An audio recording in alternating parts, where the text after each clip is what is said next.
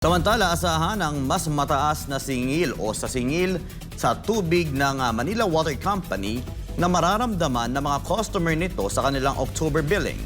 Kung bakit, alamin natin sa balita ni Sheena Torno.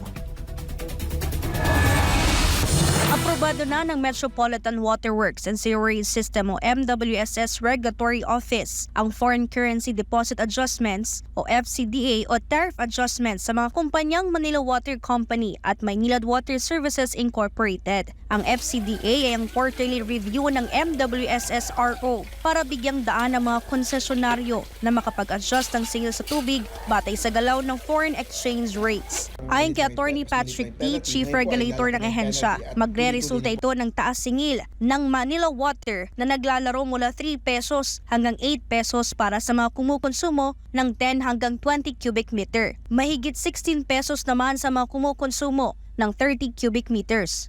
This will be effective October 1, 2024. Based on the submissions po, ito po ay dahil po sa movement po ng dollar at ng yen compared to the pesos.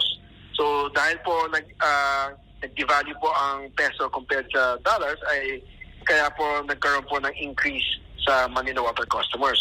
Wala namang dagdag singil sa tubig o adjustment ang Manila Water sa mga lifeline user o mga kumukonsumo ng mas mababa pa sa 10 cubic meters kada buwan. Ang mga customer naman ng Maynilad Water Services ay makakahinga muna sa kanilang October billing. Magpapatupad kasi ng bawas singil sa tubig ang Maynilad para sa kanilang mga customer. Nagkakahalaga ng 3 pesos hanggang 6 pesos sa mga kumukonsumo ng 20 hanggang 30 cubic meters.